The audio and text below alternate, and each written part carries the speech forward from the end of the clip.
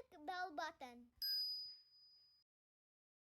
In this video, we will see how to derive the expression for equivalent resistance of a single-phase transformer.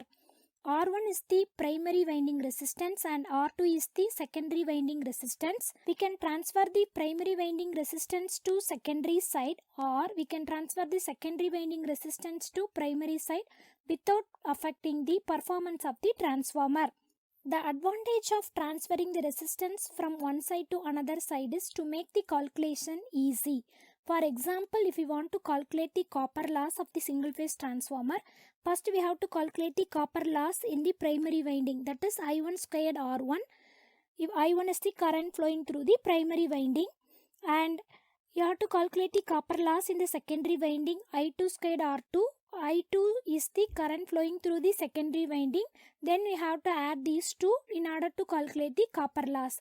But in this equivalent resistance concept, if we know the equivalent resistance of either primary side or secondary side, we can calculate the total copper loss. It means we know the parameters on either of the side, we are able to calculate the copper loss. Let's see how to do this. So the total copper loss is the copper loss in the primary winding plus copper loss in the secondary winding. So I1 squared R1 plus I2 squared R2. In this, if you take I1 squared outside, which is equal to R1 plus I2 squared divided by I1 squared into R2. Because in the second term, no I1 squared term, so we are dividing it I1 squared into R2. So which is equal to I1 squared into R1 plus the current ratio K equal to I1 by I2. So I2 by I1 we can write it as 1 by K. So I2 squared by I1 squared is 1 by K squared into R2. So again multiply this with I1 squared. So I1 squared R1 plus I1 squared into R2 divided by K squared. In this R2 by K squared is the secondary winding resistance shifted to the primary.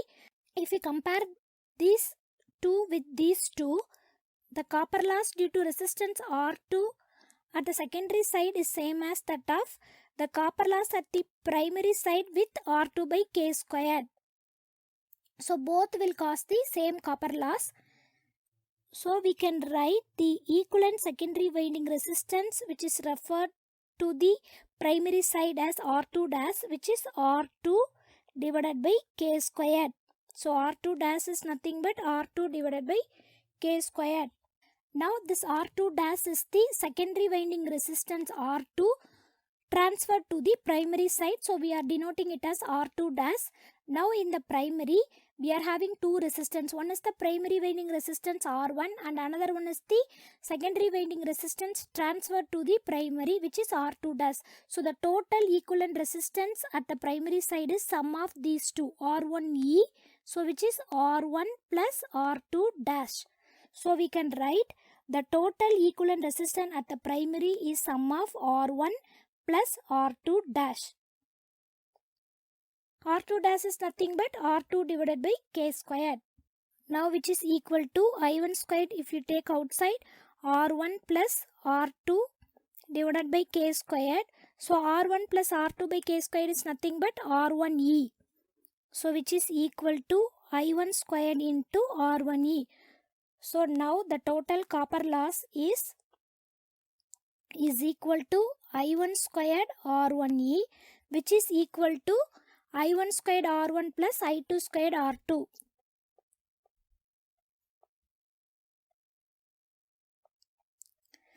From this equation, we can say the total copper loss can be calculated by using I1 squared R1E formula. Now R1E is nothing but the equivalent resistance referred at the primary side, which is the sum of R1 plus R2 dash. If you look into this, to calculate the copper loss, we should aware of both I1 and I2 and R1 and R2 in order to calculate the copper loss. But if you look into the expression, only we have the knowledge of I1 and R1E, we are able to calculate the total copper loss. The advantage of this calculating equivalent resistance is to make the calculation easy. Now we'll transfer the primary winding resistance R1 to the secondary side. Now we'll derive the expression for equivalent resistance referred at the secondary side. So now the total copper loss is equal to, so we know the total copper loss at the primary winding side, that is I1 squared R1, plus copper loss at the secondary winding side, that is I2 squared R2. In this, if you take I2 squared out, which is equal to I1 squared divided by I2 squared into R1 plus R2.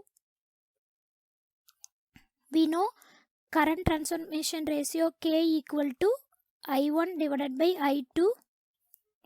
So I2 squared into K squared into R1 plus R2.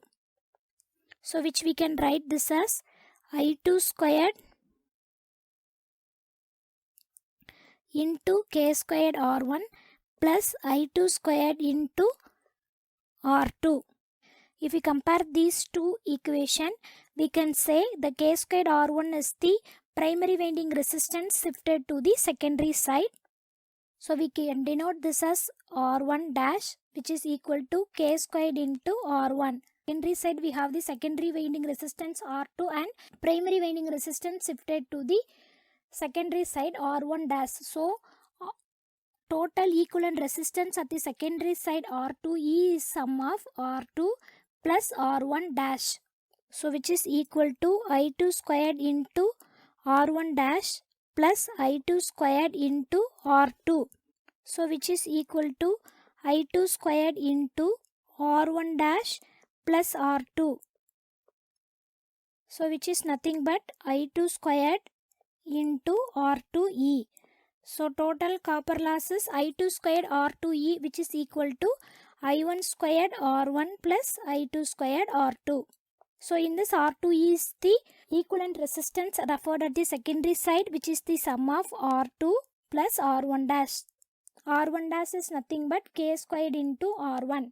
So from this we can say the total copper loss we can calculate by using either of this formula, which is I1 squared R1E or I2 squared R2E. So both are same as that of I1 squared R1 plus I2 squared R2. If we know the equivalent resistance referred to the primary side and if we know the primary current, we are able to calculate the copper loss. Or if we know the equivalent resistance referred at the secondary side and the secondary current, we can calculate the copper loss. By using either of this formula, we can calculate the total copper loss in the single phase transformer. The first diagram shows the individual winding resistance at the respective places. Second diagram shows the secondary winding resistance is transferred to the primary side, that is denoted as R2 dash, which is nothing but R2 divided by K squared. So if we want to transfer the resistance from secondary to primary, we have to divide it by K squared. Third diagram shows the primary winding resistance is transferred to the secondary side, which is denoted as R1 dash, which is nothing but K squared into R1. So if we want to transfer the resistance from primary to secondary, multiplied by K squared. R1 is the total equivalent resistance referred at the primary side and R2 is the total equivalent resistance referred at the secondary side. And finally, we can say the total copper loss is I1 squared R1E or I2 squared R2E. So which is same as that of I1 squared R1 plus I2 squared R2. Thanks for watching this video. Please like, share and subscribe for more videos.